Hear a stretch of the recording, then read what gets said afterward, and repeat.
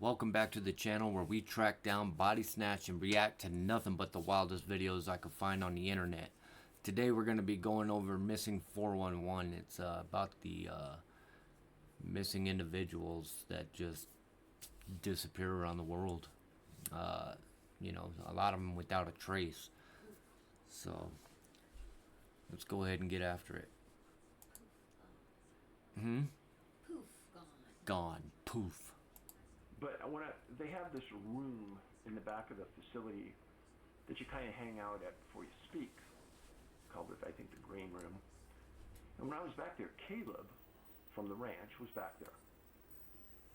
And some other people had come up to me earlier that day and said, hey, if you guys are not familiar with Skinwalker Ranch, they do a lot of investigating on paranormal things that happen out there. There's a lot of things that happen at Skinwalker Ranch, but just kind of listen to what this dude's saying. You know, Caleb has said a lot of things about you, super nice things. He's seen your movies. He really likes you. I don't know. I've never met him. So I go back there, and he's with his girls, and he had these two young girls, the cutest little girls in the world. I said, Caleb. And he goes, Dave. And we shook hands, and I said, hey, people have told me you said some really nice things about my work. He goes, oh, I tell everybody about it. I told the guys at the ranch, I said, hey, he's got something there. And we talked for a long time. And let me just say, the most down-to-earth, nicest person you could ever meet. And I'm not exaggerating. But that's the way everybody was in Utah that we met. That was from that area.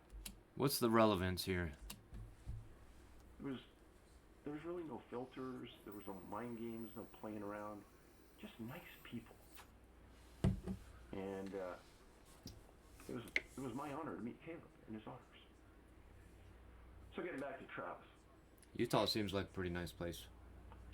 Probably the one thing that Travis said outside that of this caused stuff, a head jerk reaction between Angie and I. He stated that the ranch deals in quantum physics. Boom. If you've ever seen my presentation, I bring this up in my Bigfoot presentation. You'd have to see it to understand it. Quantum physics is real physics. And Travis laid it right out there. If you don't understand it, do your own research about it. Travis said that is he wearing my same glasses? at the ranch, we are in one universe. They are in another. They, the other entities. He said that my reality is what is in front of us. And we can only see what is in that electromagnetic spectrum. At one point, at Homestead 2, they had a detector there. They had several, because of unusual things happening there. And they caught a matter-antimatter collision behind Homestead 2. A couple weeks later, and they caught that in data. A couple weeks later, a ranch nearby had a series of cattle mutilations. And they put that same detector, and he didn't say what it was, at that ranch, and it recorded the exact same measurements. And he was talking about this because the unusual nature of what happens here, various places, various times, and in talking to people in that area, this stuff isn't isolated just to Skinwalker Ranch. It's happened at homesteads all around there. But it does appear that Skinwalker may be the center point of it. Now, Travis goes on, he's talking about drilling in the mesa. And there were a lot of people who sort of attacked him. Hey, why don't you just go in there and blow up that mesa and let's find out what's in there. And he says there's too much to learn before you blow something up. And here's an example. I wish they would take that advice in every aspect of life. He said that they were drilling in the mesa and they hit this super hard object. They think it might have been the object they're looking for. And they keep trying to penetrate it for 30 minutes. And they were putting 8,000 pounds of force, he said. He said suddenly that on the drill head, they have measurements of the location, the speed, and the temperature, and some other things. And as it's drilling and hitting this object, the temperature is going down. He said the drill operator told him it must have broke because it's decreasing in temperature, and that never happens. Never happens. So they pulled the drill bit out, expecting it to be broken. And it's not only in good condition, it's like in brand new condition. And in Travis's words, it must have hit a fiction. So when you hit something, there's friction. But he said it must have hit a frictionless item. And he didn't know what that could be. But instead of just drilling on something and causing more friction and higher temperatures, it continued with the friction, but the temperatures went down drastically. He couldn't explain. Then he spoke about a time where he worked for the government before coming to the ranch. And his words now, not mine. He said that he did a study for the U.S. Army on GPS. And they put a research GPS unit on the side of a satellite and flew it around the U.S. for 24 months, gathering data on GPS around the U.S. and the world. All over the globe, he said. Then he said, there was always a hole in GPS data over the Uinta Basin. Vernal, Utah, Skinwalker Ranch. That's it.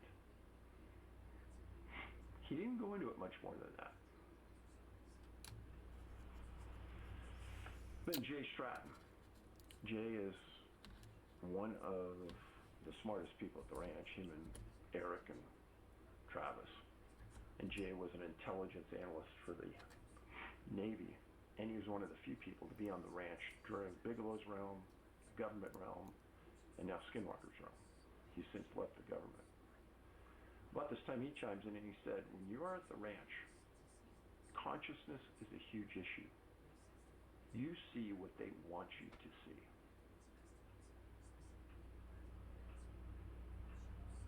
That's interesting. I've said this before too. In Bigfoot research, they allow you to see what they want you to see. If they don't want you to see anything, you're not going to see it. That's almost exactly what Jay said. Travis affirmed that Mr. Bigelow shared nothing with Fugall when he bought it. There was a Q&A section, and somebody asked Travis, if you had unlimited funds, what would you like to do at the ranch? And he said, this is a good answer. He said he'd like to build a giant building on the triangle that completely surrounds the anomaly there. And then study that anomaly 24/7 with electronics. I think that dude just got some cheddar right there. That little drop down said something crazy. I don't know. Sensors. No, but back onto this subject though. I think what he's getting at is, there are anomalies out there that, people might walk through or walk into or, something and end up just not being around no more, you know what I mean? So, I don't know, man. Brilliant. He said it probably cost $30 million, but he says they don't have those funds. And then somebody made a joke about rockets, and Travis said, I like rockets. Somebody else asked about the laser. And that satellite that flew around the U.S. for that amount of time, you're telling me that it didn't pick up on any type of crime? Come on, they got flock cameras out there that do that. Disappearing in the anomaly. They were shooting lasers up. And then Eric, who was also up there at the time, stated, you see, this is his words, you see a laser beam because it bounces off particles in the atmosphere. That's the only reason you see the beam. If it travels through a vacuum, you won't see anything. That's all he said. The implication being is that part of that path it took where we couldn't see the beam was it passing through a vacuum. I wonder if he's speaking like a vacuum in terms of maybe even a black hole, you know, that somebody couldn't have seen or something and walked into. Then Travis got into an area that I'm paying attention to because it's something I've spent a lot of time on in the past, and that's cattle mutilations. Now, I wish I had more on this, but listen carefully. He stated that there's new data coming out that there are certain qualities in cow blood that can change space and time. He didn't go into any more detail, didn't say anything more than that, but he said, we're waiting to hear more. Wow. Needless to say, Are you familiar with the Missing 411 cases? No? Missing 411 refers to a series of unsolved cases of people who mysteriously vanish in national parks across North America. Obviously, it's common for people to get lost in like the woods and it's fucking huge, right? Like fall the wrong side, get eaten by an animal too. But it's just the way they went missing, how they were found, how their remains were found. Like there's one case about a guy, his name is Aaron Hedges. Back in 2014, he was elk hunting in the Crazy Mountains in Montana. He was really familiar with this specific area. He got so familiar to the point where like he didn't need a map. So there's no way he could just get lost. No, bro, like, and he even set up these caches on different parts of the area. It has, like, necessities that he might need, like sleeping bags, food, water, stuff like that. So he ended up going with two of his friends on a hiking trip, and they were going to go set up camp at a lake. So they were going to go with 2 horses and a pack mule. It was good for the first 2 days, and then on the 3rd day, Aaron decides, you know what, I'm just going to go to a cache, I'm going to go get a sleeping bag, get some other materials that we might need, and then come back. A couple hours later, one of his friends ends up talking to him on the walkie-talkie, and this specific, like, walkie-talkie, whenever you talk, it shows the GPS coordinates of the other person's walkie-talkie. So whenever he looked at it, Aaron said he was going to go north to a cache, but on the map, he went far east from the cache he was supposed to go. And then whenever they got in contact with him, The he cache. was like, oh, sorry guys, I went the wrong way on accident. But how would he get lost right there? Exactly. They go out look for him and stuff. They go to where the GPS shows no sign of him anywhere, bro. Since they found nothing, they eventually ended up calling the authorities. They ended up finding his boots, and next to his boots was a campfire, a pack of cigarettes that were his. But it was weird because those same. I'm so glad that you brought this up. If you haven't heard about Dave Politis' Missing 411 series, you need to go check this out.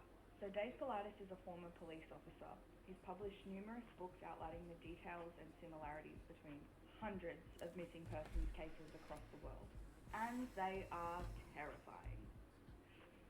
Like, genuinely, if there's one thing in this world I'm afraid of, it's the unknown source of these random disappearings that Dave Politis talks about. And in the TikTok this comment is referencing, that is actually what got me looking into the Missing 411 and the countless sleepless nights since then. Anyway, so just to paint a little bit of a picture of what terrifies me the most, is that all of these cases of missing people seem to have some of the most inexplicable characteristics. Now, this documentary is available to watch on some streaming services, which will explain in great detail, better than I can sum up, the mystery of what is going on here. Anyway, so essentially most of these mysterious disappearances are occurring in national parks around the world. This is still an ongoing mystery, and something that Dave Politis has actually dedicated his entire career trying to solve, or to literally just try and make any sense of what is going on for the sake of the victims' families. Now, without going into too much detail of the grim stories, I'm just going to refer to this one here in this article that is eerily similar to the original TikTok of this comment I'm referencing. So it's the story of a boy under the age of 5 that just seemingly vanished while berry picking with his parents. A search was carried out for 2 months trying to find the little boy. After the search dogs lost the scent, which is a similarity in most cases, one that seems to dumbfound the dog trainers even themselves, because it just doesn't really make any sense. Anyway, after 6 months, the family returns to the national park with flowers as a memorial for their lost son. And while they're doing this, their other little boy, also under the age of 5, completely vanishes into thin air. What?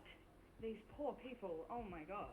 Another search was conducted with around apparently 300 people assigned, but they managed to find the boy and he was completely unharmed after multiple days and nights spent in the national park by himself. Now this is what terrifies me. Not only is the child perfectly clean, there is no dirt on his clothes at all, and he does not appear to be traumatized. He was found sitting on a log playing with some twigs by himself. When the rescue officers asked him about where he'd been, he says that he was with the fuzzy man. The officers were like, do you mean like hairy fuzzy? And he just said no, he was a fuzzy man. Damn it, I'm gonna have to make a part 2 for the fuzzy man. It's in the comments, check it out. In 2002, Christopher Tompkins was working as a surveyor. That's crazy, man. All that, like, that was the dude that was speaking in the very first clip, but man, there's so much of this that we're gonna have to go into. That's just, it destroys me even watching it. And he was assigned to this 4-man survey crew that was working in Harris County, Georgia. And they were walking along this road spaced about 50 feet apart, all 4 of them. And Chris was the last one in line. And the third one in line would later tell investigators and police that as they were walking along the road, he would periodically turn around to just, for a quick second, make sure Chris was still there. And as they're walking along, with no sound or any indication that anything's happened, he turned around, saw Chris, kept walking. A few minutes later, turned around, and Chris is gone. The third guy hails the other 2, and they go, and they're like, where did Chris go? They're looking down the road, like maybe he stopped, maybe he stepped off the trail, but they can't see him. And they go back they start walking down the road towards where he would have been, and they find on the ground a pile of loose change and some of his tools that would have been in his pocket. And then they see one of his boots stuck in the barbed wire, because there's a little barbed wire fence that was running the length of this road. One of his boots was stuck in the barbed wire, and there was nothing else. They searched the area, they're looking everywhere, there's no sign of him. And it didn't make any sense to the people in the survey crew, especially the guy who was third in line. He was like, I literally saw him a minute ago, and there's no way he could have gotten away without me hearing or seeing some indication of where he was. But there was no sign of him, he was gone. So after this huge investigation, they don't find any sign of him, and that's it. They're just like, yeah, he's gone. They did find 9 months later, they found his other boot near a swamp 900 yards away, but it didn't provide any more clarity into what happened to him. However, if you look at the pile of loose change and things that were in his pockets that were on the road, it indicates that at some point he may have been turned upside down. And if you think about the entirety of all of these strange stories where the idea being someone could be hunting humans, just picture in your head Chris Tompkins walking along and something flipping him upside down, dumping the contents out, and then being gone in a matter of a minute where no one knows where they went. These 5 stories are just a fraction of the literal thousands of others that are covered in the Missing 411 series. And while many people believe that all of the cases in Missing 411 and any others that ultimately are considered strange inside of these national parks have a rational explanation, even if we don't know what it is. Whereas another group believes that this Missing 411 phenomenon is an indication that something is hunting humans in the national parks across North America. In 1989, 22-year-old Eloise Lindsay was a fresh college graduate, and she was at a crossroads in her life, because even though she just earned her degree, she really didn't know what she wanted to do with her life. And because she was an experienced backpacker, she thought a good way to, kind of get her life together would be to go on a sort of retreat, go out into the woods, go out into nature, and kind of find herself. So she had planned this very detailed 43.3-mile hike along the Appalachian Trail, starting in South Carolina, where the first 7 days of the hike she would be totally on her own, and then at the 7-day mark she would meet up with a friend at a particular rendezvous point. Her friend would give her resupplies and would be her companion for the rest of the hike. When Eloise told her parents what her plans were, they were not concerned for her safety because she was an experienced backpacker. She had made trips like this before. And so they said, great, we'll see you when you get back. So on November 4th, Eloise sets out to begin her journey down the Appalachian Trail. And the first couple of days of her hike were... And now where she screwed up in the first place.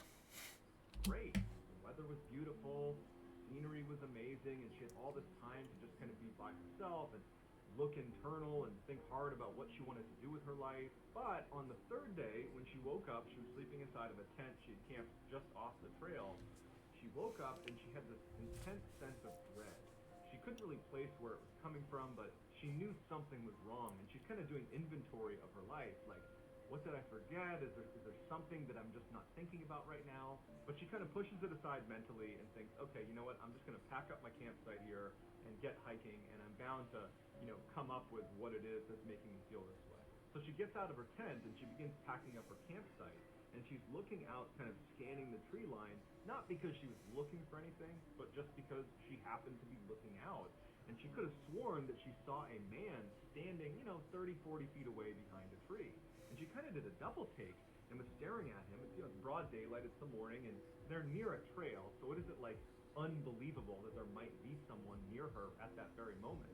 But she kind of did a double take and she looked at him again, and this person was gone. And she stood there for a minute just kind of looking in the direction of where she had seen this guy, wondering, is my mind playing tricks on me? Did I really see someone there? Why aren't they showing themselves again? If there was someone there, they clearly must have just been looking at me. Why aren't they, poking their heads out again to communicate with me in some way? We're out in the middle of nowhere. We should be talking to each other. But the guy never shows himself again, and so as she's standing there wondering what she should do, she isn't ready to yell out to this person because there's part of her that's a little bit nervous about yelling out to some stranger in the middle of the woods.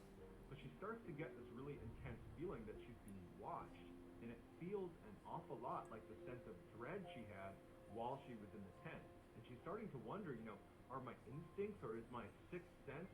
Across the United States, hundreds of people vanish without a trace in national parks and remote forests. These aren't ordinary disappearances. Trained search and rescue dogs can't pick up a scent. Bodies are found in places already searched. Some are never found at all. Now here's where it gets disturbing. When you overlay a map of the missing 411 cases onto a map of America's largest cave systems, a chilling pattern emerges.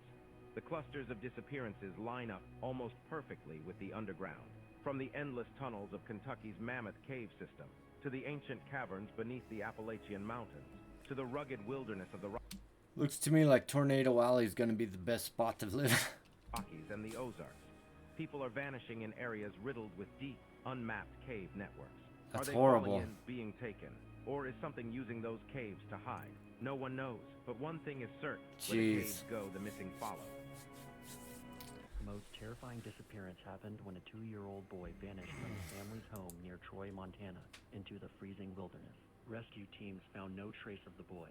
No tracks, no scent, nothing. Then 2 days later, the boy was found in a random shed 2 miles away. When asked what happened, the boy said, "I was with the bear." Experts were baffled. Even survivor man Les Stroud tried to recreate the child's journey to that shed in the same conditions and said that it was impossible for a 2-year-old to accomplish alone. So how did the child survive the harsh conditions? How did he reappear 2 miles away? And most importantly, who or what was the bear? It's called the 411 cases. No, I never heard of it. You've never heard of it? So there was supposedly a bunch of people that went missing in a certain forest and mountains. You know why? No, not just in general. So they say that never go into a forest, a big field without a satellite phone. Before continuing, I wanted to warn you guys. Their phones were being spied on. Click on this icon, then on more. If you see it, delete it immediately. And that's where all these people messed up at, because it's this specific area that they all tried to climb at led them in different ways. It was the map was changing while they were... Oh, it was one of those locations Bermuda Triangle off where it just messes up their GPS. Yes, and then so one of the main guys was called Aaron Hedges. Yeah. So this guy was I heard that he, yes,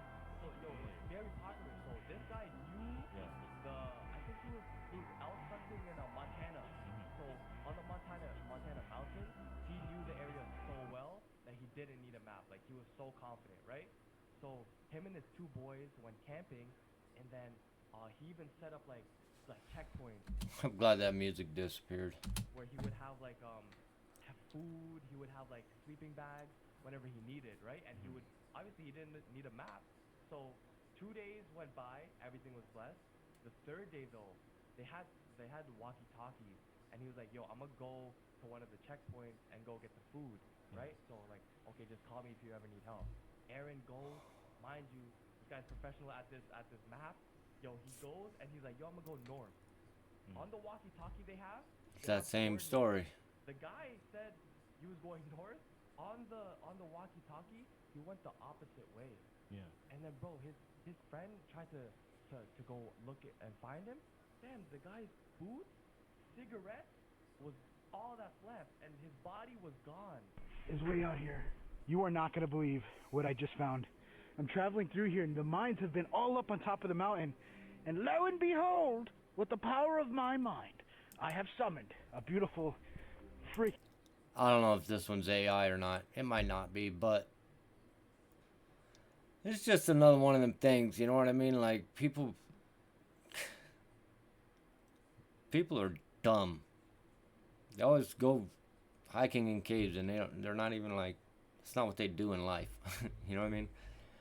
I don't go to the stock market and try and do a bunch of stocks, because I ain't got no practice doing that. I don't do that same thing with the caves, because I ain't got no practice doing that. Amazing mind. It was just hidden from me. And I brought my flashlight, so let's go. Now, I'm willing to practice. Don't get it twisted. Take My buddy Martin out in Vegas, we're going to be doing some, searching. We're going to be doing some, I can't even think of the word I'm looking for, exploring. Good luck.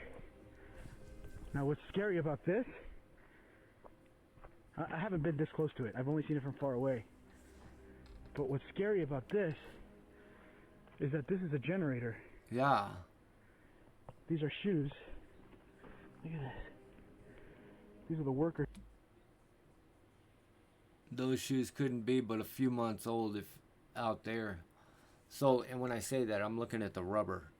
That rubber would have already been warped up if it was out in the elements for any amount of time. Shoes completely worn and torn up. Hopefully I don't find out why people go missing out here. This might still be active. You saw these cables here, right? You see how they go in? It's to turn on lights. Deep on the inside. Holy shit. I want to go looking now. You know what? One thing I learned is have a rope tied to the outside of that cave. Is that I've got to be careful for what something is called dead air. Dead air means if you go in... Alright. Dead air means if you go in, you could just run out of oxygen. You're supposed to keep that lighter lit, though. But the wind's traveling through here. You saw how my fire did that? That's something else I don't think you guys know. This is what they meant when they said, "Don't talk to strangers." In the early 1900s, a 10-year-old boy was playing in the woods when a tall man appeared and asked if he wanted to come back to his cabin for dinner. Totally caught off guard, the boy reluctantly agrees and begins walking. When they get to the cabin, the boy is relieved when he sees Paul, a family friend, sitting on the porch, so the boy happily goes inside. After they eat, the boy says thank you to the strange tall man, says bye to Paul, and then he leaves. He had only walked a few steps when he sees his family, along with Paul, running up the path towards him, frantically asking if he was okay. Confused, the boy says, "I'm just fine," and he looks at Paul and he's like, "Why didn't you tell them I was with you at the cabin?" And he points over his shoulder. Paul glances over the boy's shoulder and then narrows his eyes and says, "You were kidnapped by a cult 3 days ago. No one's seen you." Terrified, the boy turns around to look at the cabin he just came from, and it's gone. All he sees is a dark forest that stretches for miles.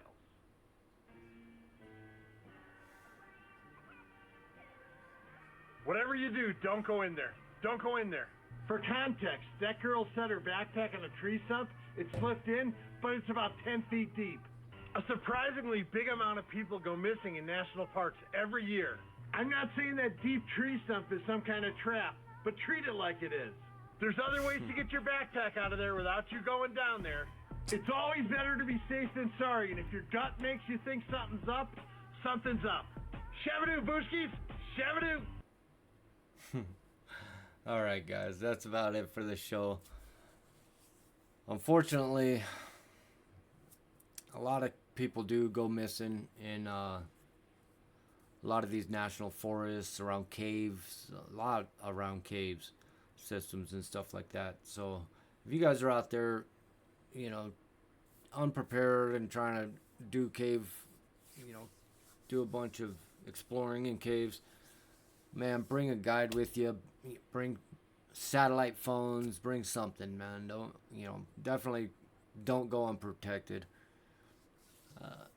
It doesn't, like, I don't even care how old you are. Don't go unprotected. If you're a child and you're out in the woods, then you should already, your parents should have already taught you the way of the woods.